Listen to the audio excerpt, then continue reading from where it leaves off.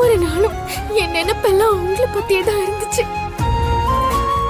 ஜெயிலுக்குள்ள உங்க உயிருக்கு ஆபத்து ஒரு பக்கம், அந்த எஸ்எஸ்கே தாட்சாயணி உங்களை வெளியே வர விடாம பண்ற சதி ஒரு பக்கம்னு நான் பதட்டமாவே இருந்தேன் கௌதம். அதான் இப்ப உங்களை நிரபராதியா பார்த்ததும் என்னால சந்தோஷத்தையும் அழுகையும் அடக்கவே முடியல. எனக்கு உன்ன மாதிரி தான் நானும். எஸ்எஸ்கே தாட்சாயணி, அஞ்சலி, பைரவி அம்மான்னு நமக்கு எதிராக ஒரு ராட்சச கூட்டத்துக்கு மத்தியில உன்னை மட்டும் தனியா போராட விட்டுட்டேன்னு நானும் கவலையா தான் இருந்தேன். ஆனா இப்போ எனக்கு அந்த கவலை இல்லை. ஏன்னா நானும் என் பொண்டாட்டியும் ஜெயிச்சிட்டோம். போராட்டம்னா என்னன்னு உங்ககிட்ட ட்ரைனிங் எடுத்திருக்கேன்ல, அப்புறம் ஜெயிக்காம இருப்பேனா? ஆனா கார்த்திகை நினைச்சாதான் மனசு ரொம்ப பாரமா இருக்கு. இப்ப அவனும் நம்ம கூட இருந்திருந்தான்னா அதை விட சந்தோஷம் வேற எதுவுமே இருந்திருக்காது.